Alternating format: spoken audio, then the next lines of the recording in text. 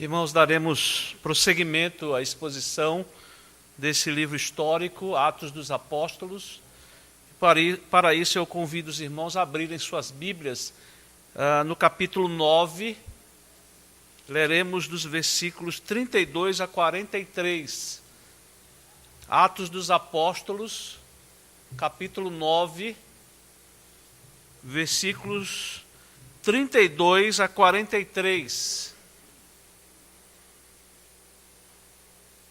Diz assim a palavra do nosso Deus: passando Pedro por toda parte, desceu também aos santos que habitavam em Lida.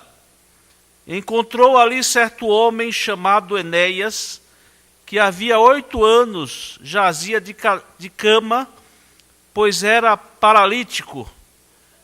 Disse-lhe Pedro: Enéas, Jesus Cristo te cura. Levanta-te e arruma o teu leito. Ele imediatamente se levantou. Viram-no todos os habitantes de Lida e Sarona, os quais se converteram ao Senhor. Havia em Jope uma discípula por nome Tabita, nome este que traduzido quer dizer Dorcas. Era ela notável pelas boas obras e esmolas que fazia.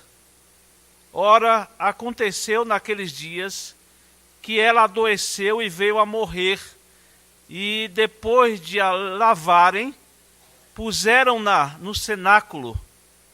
Como Lida era perto de Jope, ouvindo os discípulos que Pedro estava ali, enviaram-lhe 2 homens que lhe pedissem: não demores em vir ter conosco. Pedro atendeu e foi com eles. Tendo chegado, conduziram-no para o cenáculo, e todas as viúvas o cercaram, chorando e mostrando-lhe túnicas e vestidos que Dorcas fizera enquanto estava com elas. Mas Pedro, tendo feito sair a todos, pondo-se de joelhos, orou, e voltando-se para o corpo, disse: Tabita, levanta-te. Ela abriu os olhos e, vendo a Pedro, sentou-se.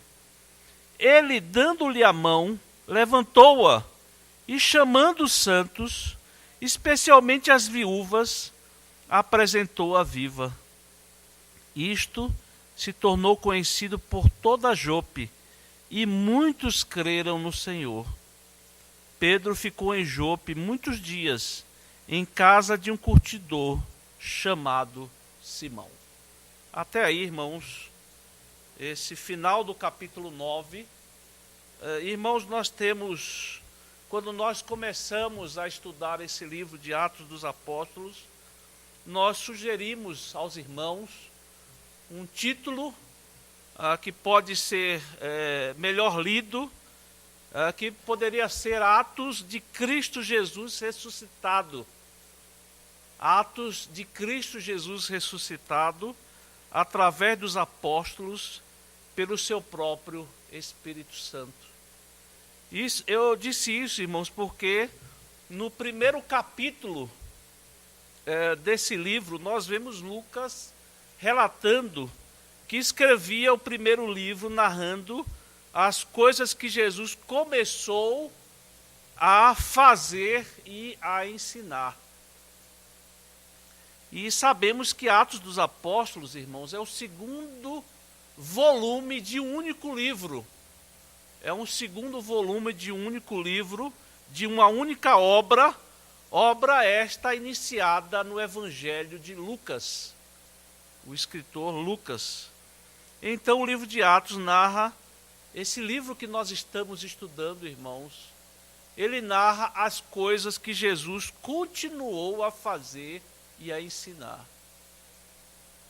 Aqui nós vemos as coisas que Jesus continuou a fazer e a ensinar. Uma pessoa desavisada, talvez, lendo esse livro, não perceba essa continuidade. Não perceba aonde Lucas quer chegar através desses eventos que ele narra, mas Lucas aqui, irmão, sabe muito bem que se trata de uma continuação e sabe onde quer chegar.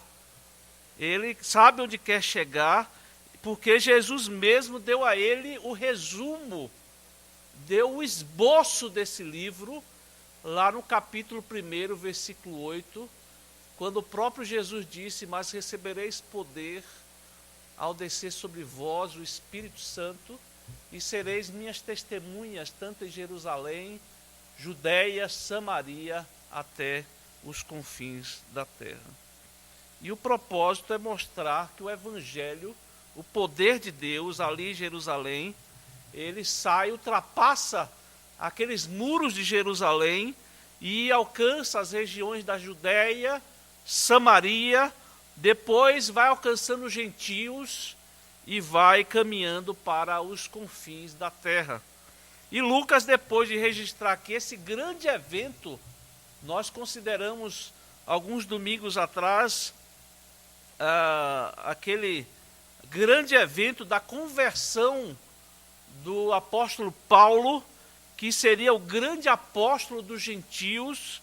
Então, Lucas agora começa a preparar, irmãos, ele começa a preparar aqui a chegada de outro acontecimento extremamente importante para a igreja de Cristo, para que o reino de Deus avançasse, transpondo a barreira que realmente faltava e alcançasse então os gentios. Aquela barreira fosse traspassada e agora então o evangelho, o poder de Deus, as boas novas de salvação alcançassem agora os gentios. Então, irmãos, Lucas, depois de registrar a conversão de Paulo, depois de toda aquela comissão, aquele preparo para a comissão do apóstolo Paulo, depois de registrar os primeiros anos do ministério do apóstolo Paulo, Lucas repetidamente aqui, de uma forma repentina, ele deixa Paulo lá em Tarso, onde ele havia se refugiado com a ajuda dos irmãos, tendo passado então pelo porto de Cesareia. Agora Lucas se volta para outro personagem muito importante aqui nesse livro, que é Pedro.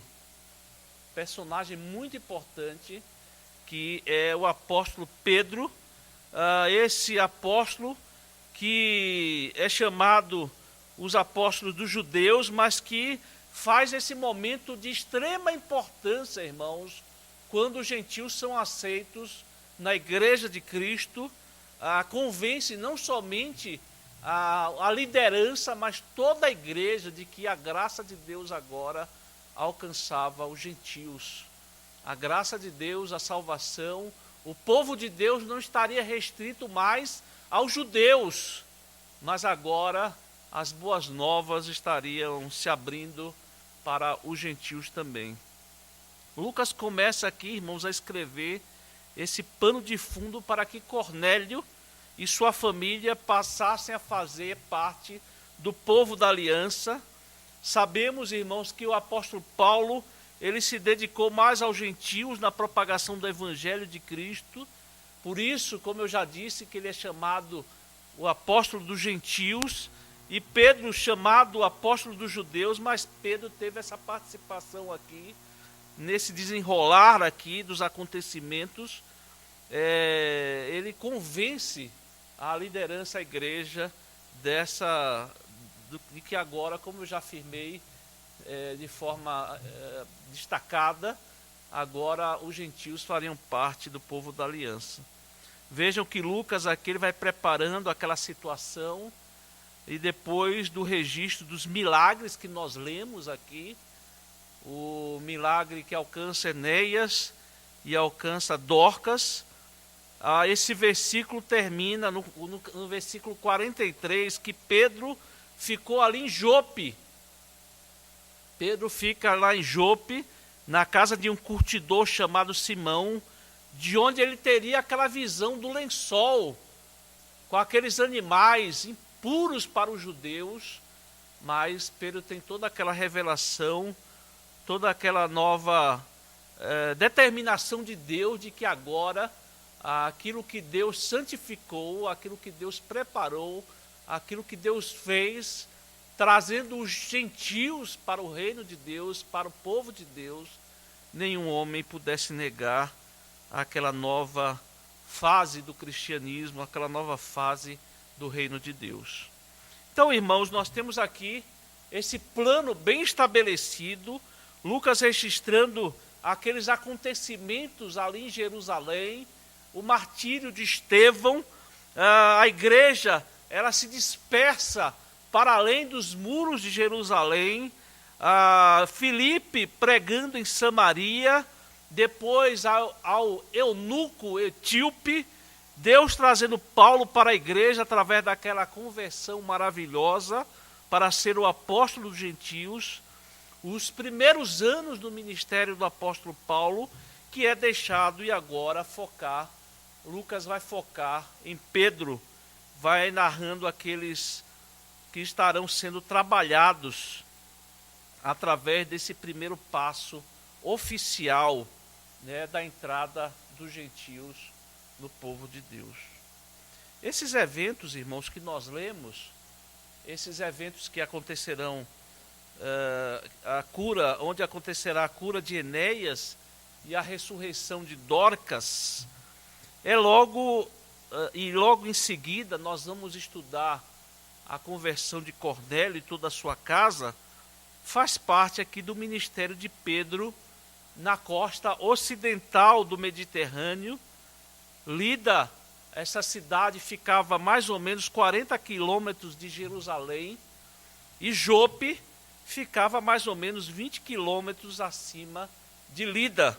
E é importante frisar, irmãos, que nessa região nós temos ali irmãos convertidos através do trabalho de Filipe.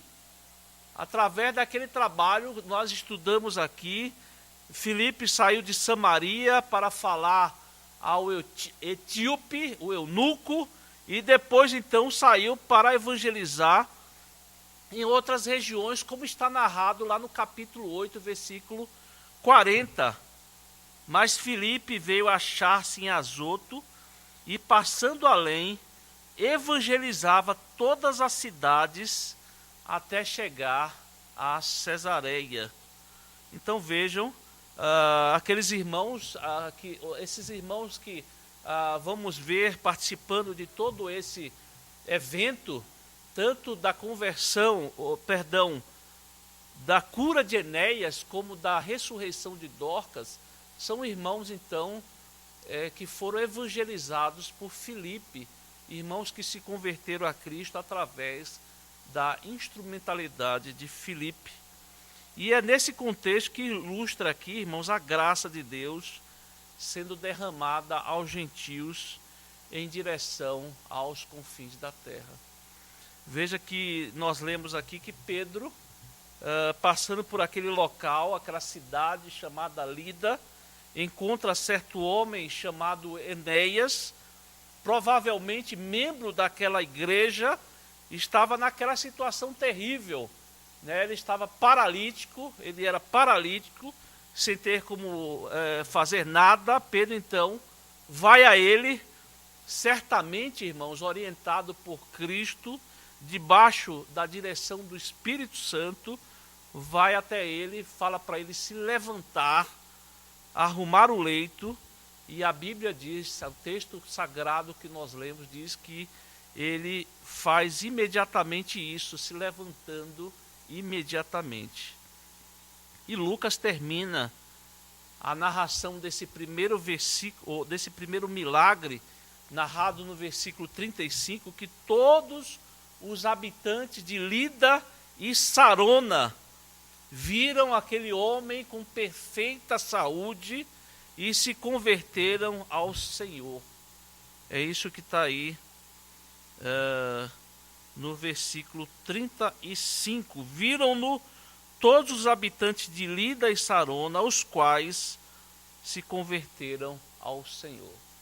Nós não devemos, irmãos, entender aqui este toda como todos os habitantes daquelas cidades. Como diz Calvino em seu comentário, nós podemos entender este toda como muitos daqueles que habitavam nas cidades e se converteram a Cristo Jesus. Muitas pessoas, elas tiveram conhecimento do fato, né? Elas puderam ver aquele homem em perfeita saúde e se converteram a Cristo Jesus. A cerca de 20 quilômetros dali, a Bíblia narra em outra cidade chamada Jope, onde havia também muitos irmãos da igreja de Cristo. Filipe, como eu disse, já havia passado por lá, e entre esses irmãos havia uma discípula de Jesus Cristo, chamada Tábita, nome aramaico, e cuja tradução no grego significa Dorcas. E esse nome, ambos os nomes, tanto no aramaico como no grego, significam gazela. Essa irmã era muito conhecida na comunidade, pois era uma pessoa muito atuante, principalmente com relação aos necessitados. Ela realizava muitas boas obras naquele local, fazia vestes para as pessoas, ela dava esmolas, ajudava aquelas pessoas mais carentes. Ou seja, irmãos, ela conhecia essa forma cristã de viver, movida pela graça de Deus no seu coração. Ela entendia que era necessário ajudar os carentes, ajudar aquelas pessoas que precisavam de ajuda, de ação mesmo, de mão estendida, e era isso que ela fazia. Mas aconteceu, a Bíblia narra que ela veio a adoecer, e veio também, essa doença se agravou, e ela veio a falecer, veio a morrer. E exatamente aconteceu isso quando Pedro estava próximo daquela cidade.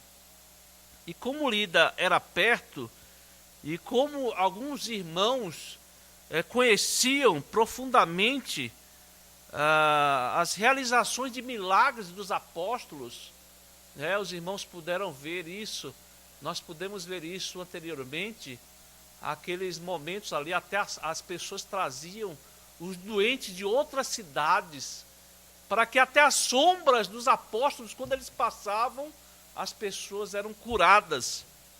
E aquelas pessoas conheciam certamente esses acontecimentos, e sabendo também, é possível que eles tinham ouvido falar também do milagre realizado ali próximo, com relação a Enéas, o paralítico, aquele que foi curado. Então, aqueles irmãos mandaram chamar Pedro para que ele viesse rapidamente ao encontro deles.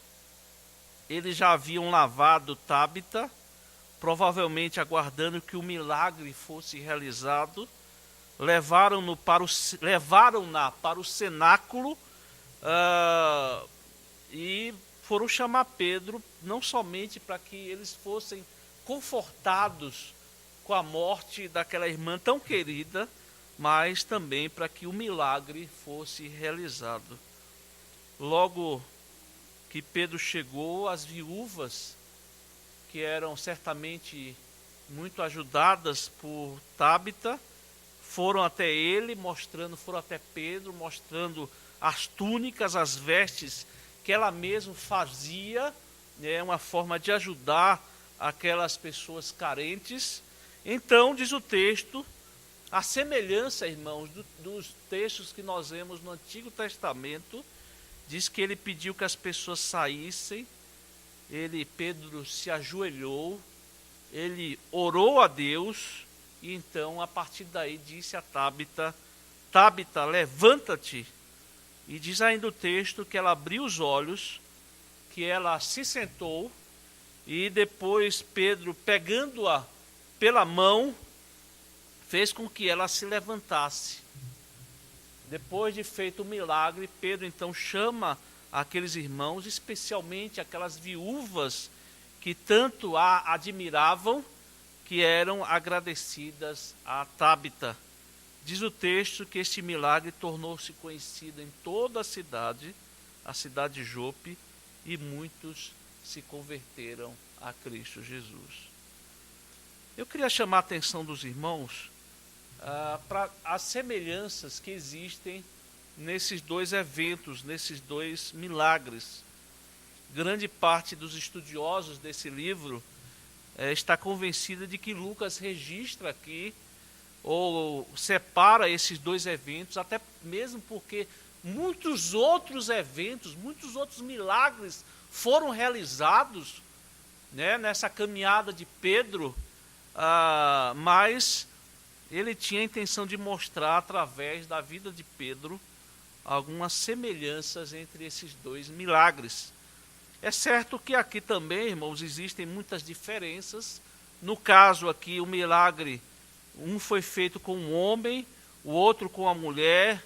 Nos dois casos, o milagre, num dos casos, o milagre foi a cura de um paralítico ou de uma paralisia. No outro caso, foi uma ressurreição de mortos. É necessário também destacar que essa ressurreição aqui não implica numa ressurreição como a de Jesus, a ressurreição para a eternidade. Aqui foi para que ela pudesse viver mais um tempo, né, juntamente com os irmãos naquela igreja. Mas gostaria aqui de chamar a atenção dos irmãos para algumas semelhanças que existem nesses dois eventos. A primeira é que ambos os milagres foram realizados por Cristo Jesus. Não tenhamos dúvida disso, irmãos. Não tenhamos dúvida disso. Vejam que foi Jesus que fez através de Pedro. Lembre os irmãos da proposta que nós fizemos aqui, do título para esse livro, Atos de Cristo Jesus ressuscitado. É Jesus que continua a fazer, através dos apóstolos, pelo seu próprio Espírito Santo. Aqui nós temos, irmãos, as coisas que Cristo continuou a fazer. Em todo o livro de Atos dos Apóstolos, nós vamos ver as coisas que Jesus continuou a fazer. Aqui nós temos a continuação daquilo que Cristo fez no seu ministério terreno, ali narrado nos evangelhos, mas aqui nós temos aquilo que ele continuou a fazer, irmãos. Se os irmãos observarem, aqui há uma semelhança muito grande daquilo que Cristo realizou curando aquele paralítico em Cafarnaum, ali narrado em Lucas no capítulo 5, versículo 17. Aqui também, irmãos, nós temos uma semelhança muito grande daquilo que Cristo realizou ressuscitando a filha de Jairo, que está narrado lá em Lucas no capítulo 8, a partir do versículo 41. Então Cristo, no seu ministério terreno, realizando milagres, aqui também Cristo continua fazendo as mesmas coisas. Não é Pedro aqui, irmãos. Pedro está sendo um instrumento. Quem faz a cura, quem ressuscita Dorcas, é Cristo Jesus. Ele continua realizando essas coisas. Veja que no versículo 34, no caso da cura de Enéas, fica muito claro aqui quando ele diz: Enéas, Jesus Cristo te cura. Fica muito claro aqui.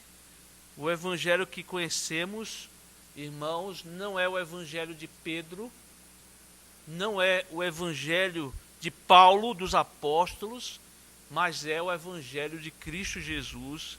Cristo continua realizando a sua obra.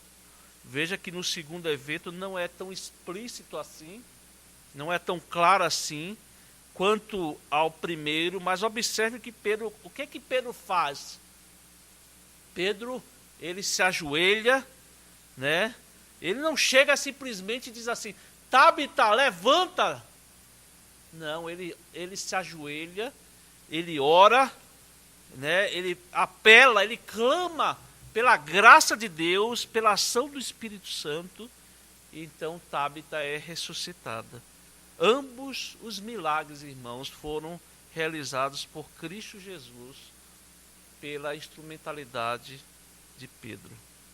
Há uma outra semelhança aqui nesses dois milagres.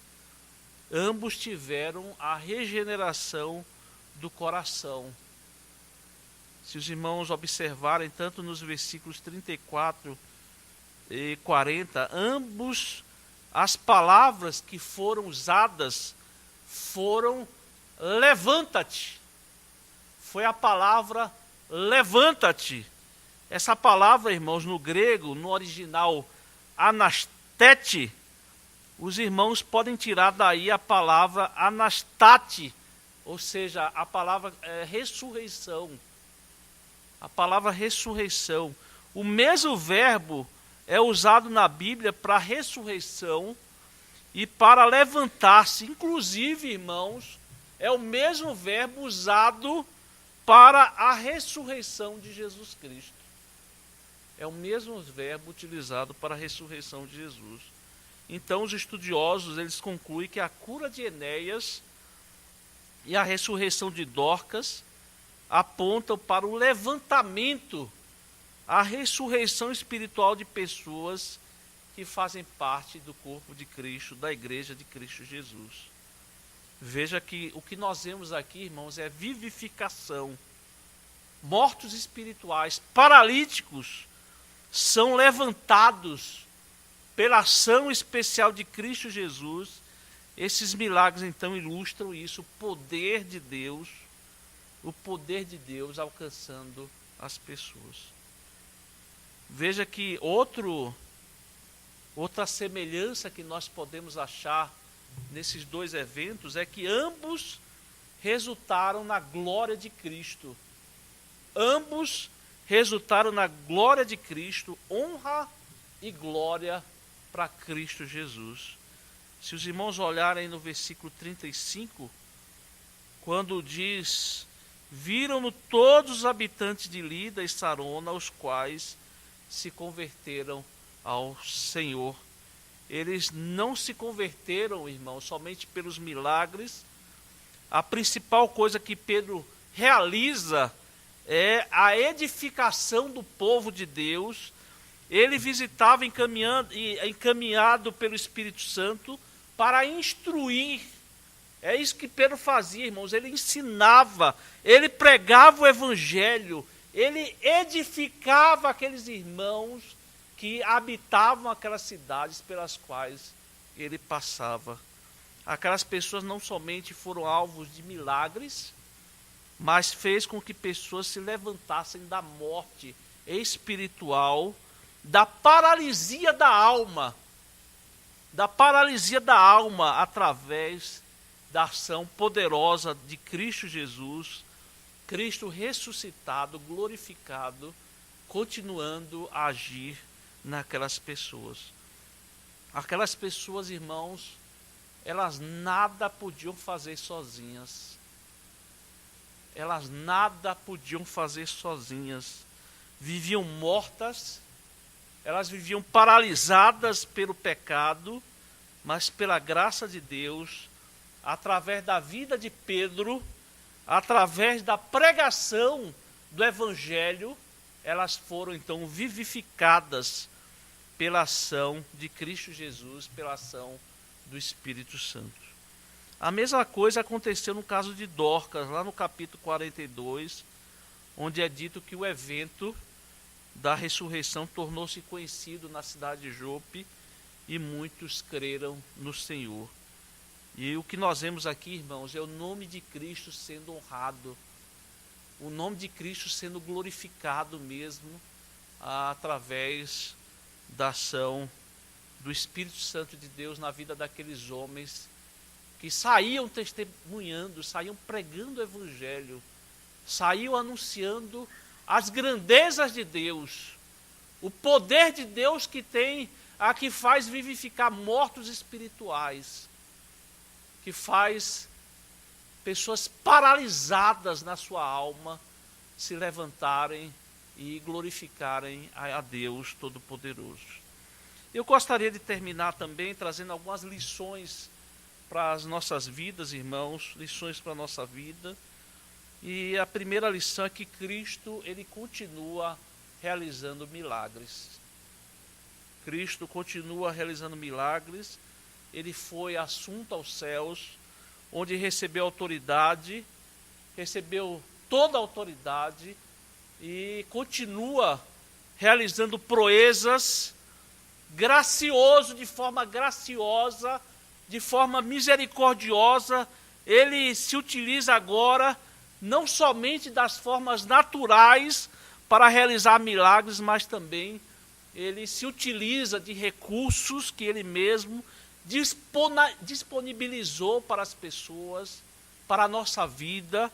Ele se utiliza dos médicos, dos remédios, e conforme o seu querer, conforme o seu poder, ele continua curando, ele continua realizando milagres de maneira soberana, movido pela sua paixão, pela sua compaixão, pela sua graça e misericórdia.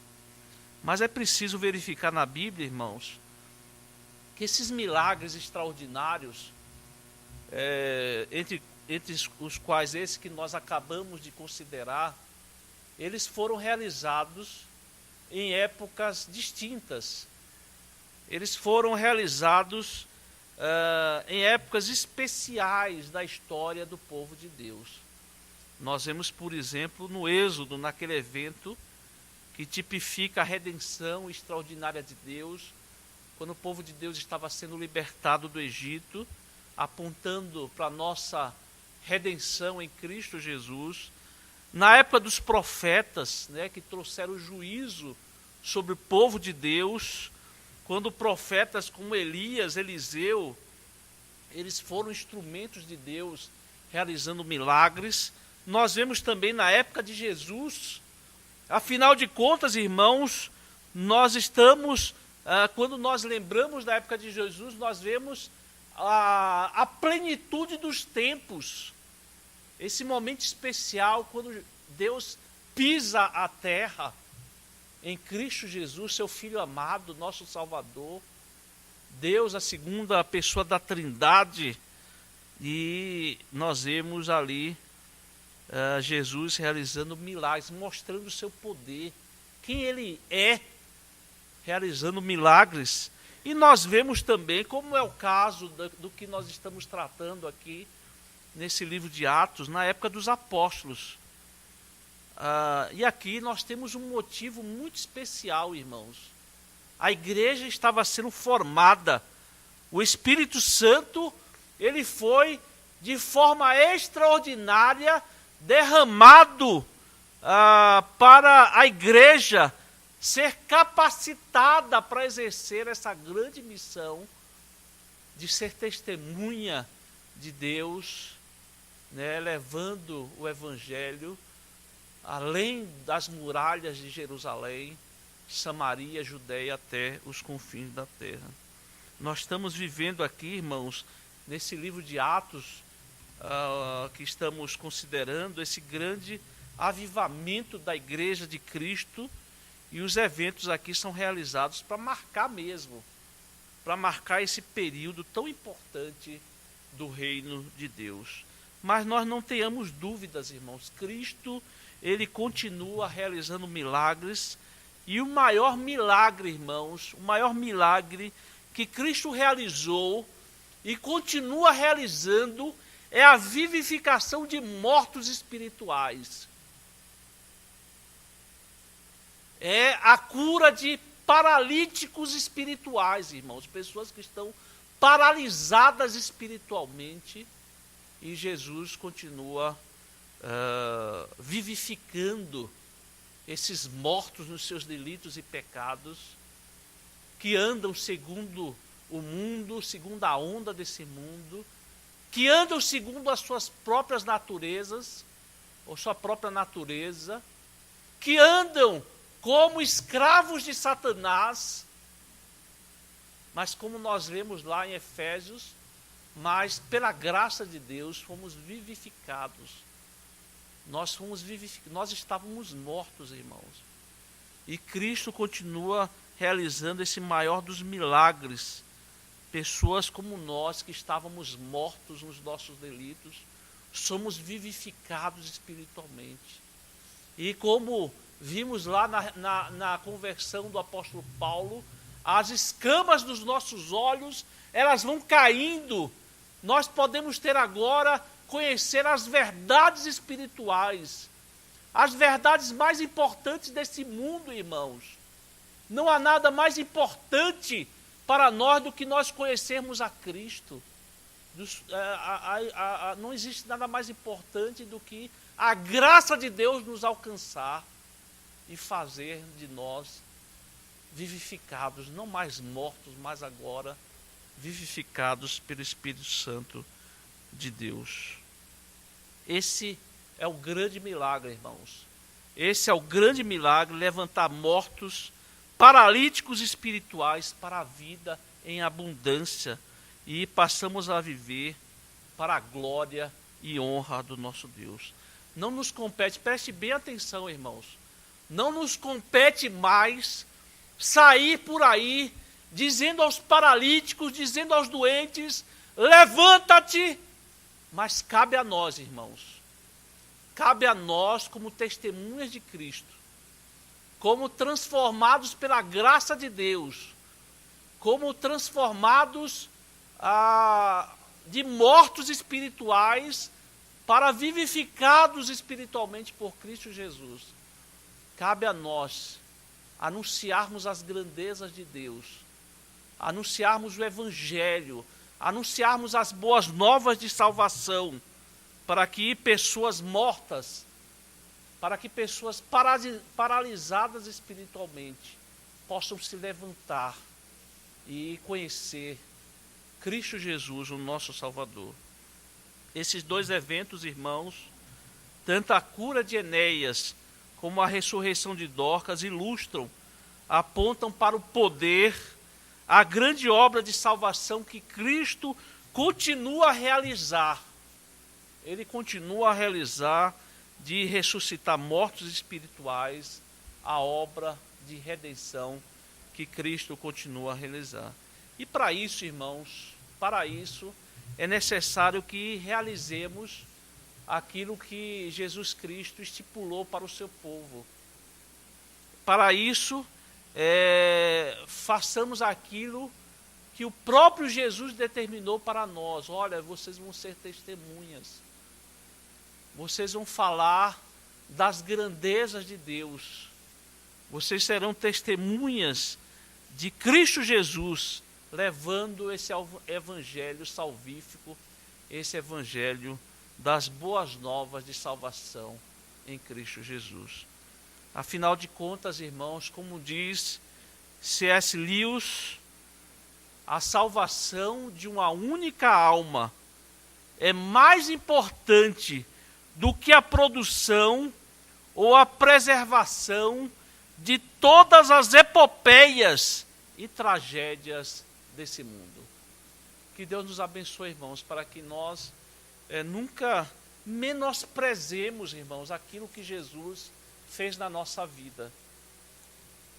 Para que nunca nos esqueçamos do primeiro amor, dessa obra que Jesus realizou na nossa vida, nos salvando, nos vivificando espiritualmente. E dessa maneira, irmãos, não menosprezando, mas valorizando a cada dia, nós passemos a fazer esse trabalho de anunciar o Evangelho, de sermos testemunhas de Cristo Jesus. Que Deus nos abençoe para isso, irmãos. Amém.